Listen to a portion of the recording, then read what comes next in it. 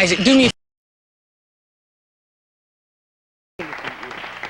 We've heard from people who make up the support system around the stars, but what about the rock stars themselves? Our next guest has had an insider's view of the rock scene from the top since 1975, when he formed the rock group Triumph with Gilmore and Rick Emmett.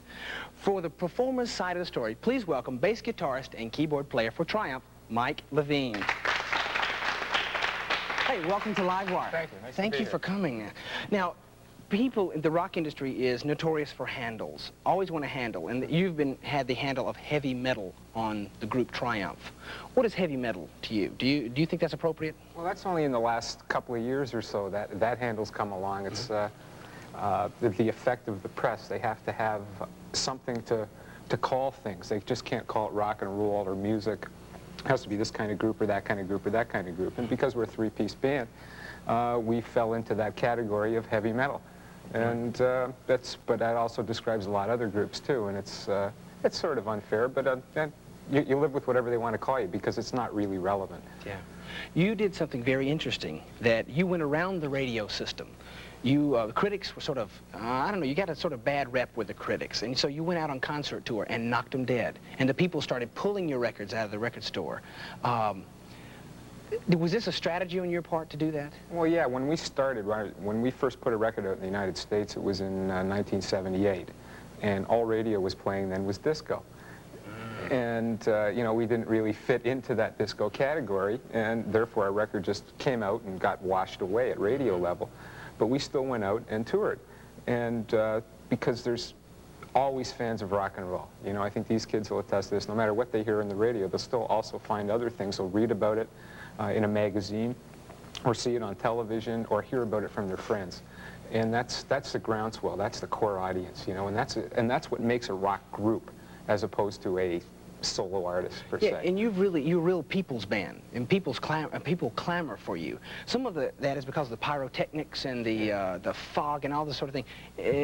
Tell us how you got into that part of it, the staging part of it. Well, we always felt when Triumph started, we wanted to be a band that played for people. And once you take a stage, it's not just music, it's theater as well. And we felt that our philosophy should be as visual as you can, as well as musically good as you can. And we just took it to the nth degree. You know, rather than using a little bit of something, we used a lot of it. Well, I'm glad you brought with you a clip of Triumph, yeah. And let's take a look at that. I think we'll see how visual you are. I haven't seen this before. Oh, great.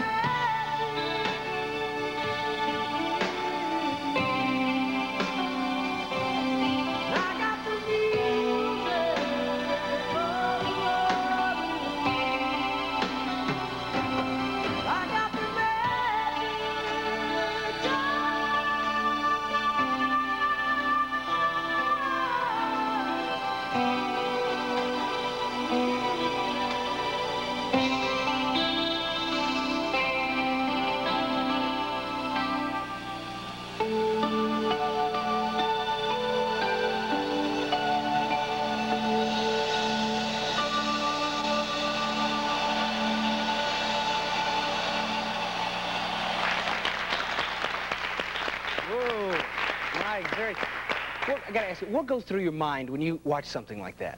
Oh, just the things that could have been better in it. Really? Yeah. Do you sing the song with it? No, I looked at it very technically when I saw it this time. You know, just how the lighting was and how the camera angles were, because I've never seen that clip before. Ah, I see. Where was that? I was shot in Baltimore, Maryland a couple of months ago. Okay. How do you feel towards the heavy metal scene and its like sudden boom in popularity? I mean, are you glad? Do you think it's fake or? Oh, I'm glad it's happening. You know, it's great. There's a lot of great bands that have finally come out since the radio started to play some good rock and roll now. I think it's great that you do concerts. I mean, now that we have so much computer music and synthesizers and things, you don't get to do any concerts or anything. And I think that's where the songs really sell. Yeah, well, we play like 200 dates a year, you know, so we're out there all the time. You got a family. New family, yeah. That's got to be tough. Yeah, well, I'll get used to it. What made you get interested in like rock and roll to like make a group? Well, when I was growing up, the Beatles and the Rolling Stones and groups like that were happening, and I got turned on to them actually by watching the Beatles in this theater. Is that fun? Yeah, in 1964. Yeah. Is working on the road like it is on made-for-TV movies about stars, and is it anything like that? I don't know. I haven't watched any of those, but it's I'm sure it's not all that it's cut out to be. Let me get back over to here to you. Yeah. Have people ever told you that they don't like your music? Very few. Just somebody's had too many drugs or too much to drink.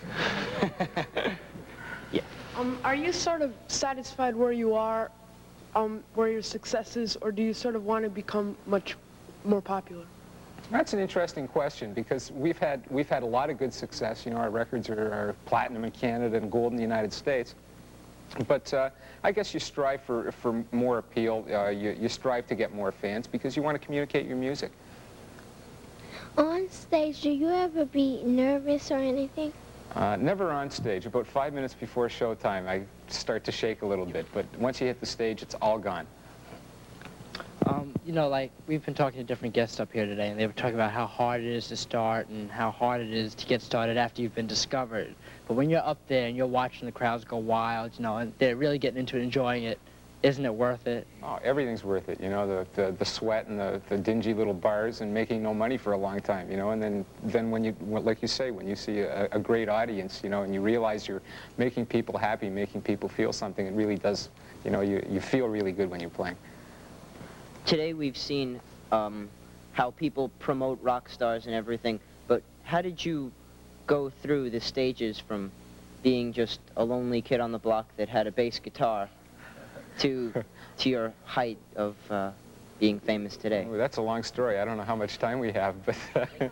Yeah, 1 minute. You know, I played in a lot of different groups before Triumph started. I did a lot of different things. I played on other people's records and made jingles, you know, for General Motors.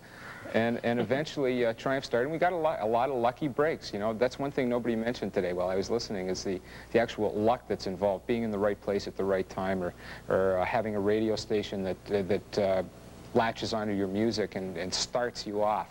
That's what happened with us. A station in San Antonio, Texas, started this group off in the United States. Yeah. Well, I'm very glad they did. They caught me and let the rest of us know about it. And I can't wait to see your next concert tour. Thanks a lot for being with us. Mike Levine, thank you. I'd like to thank Mike Levine and our other guests today, Tony King, Howard Bloom, Steve Kahn, and Oedipus. And thank you for joining us, and we'll see you next time on Live Wire. Bye-bye. Come on up and join us. Oh, okay.